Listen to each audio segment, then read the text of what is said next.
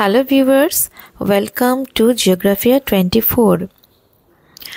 Red lake নিয়ে আজকে আমাদের আলোচনা। রেড লেক হলো পশ্চিম অস্ট্রেলিয়ার বাইরের দিকে অবস্থিত একটি ক্ষণস্থায়ী লবণাক্ত হ্রদ। এর পৃষ্ঠতলের উচ্চতা সমুদ্রপৃষ্ঠ থেকে 338 মিটারের ওপরে।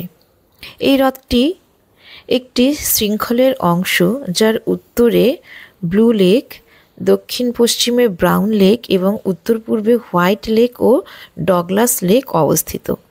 এই লেকের এক বিশেষ বৈশিষ্ট্য হলো এটি ঋতু এবং দিনের সময়ের সাথে রং পরিবর্তন করে। এই হ্রদগুলি কেন লাল হয়? শৈবাল এবং ব্যাকটেরিয়া এর মূল কারণ হিসেবে ধরা হয়।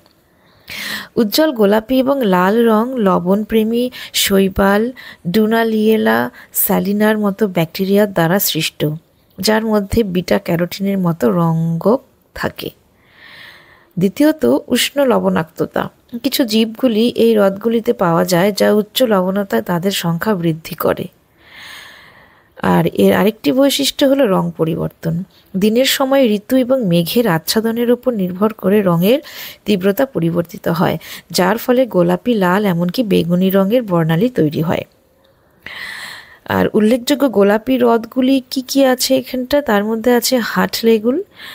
পশ্চিম অস্ট্রেলিয়ার কোরাল উপকূলে অবস্থিত এই হ্রদটি তার লাল, গোলাপি এবং বেগুনি রঙের ওঠানামার জন্য বিখ্যাত। ট্যুরিজমের ওয়েস্টার্ন অস্ট্রেলিয়ার অনুসারে আর কি। লেক হিলিয়ার, পশ্চিম অস্ট্রেলিয়ার লেক হিলিয়ার হলো আরও একটি আকর্ষণীয় লবণাক্ত হ্রদ যা তার স্বতন্ত্র গোলাপি রঙের জন্য পরিচিত।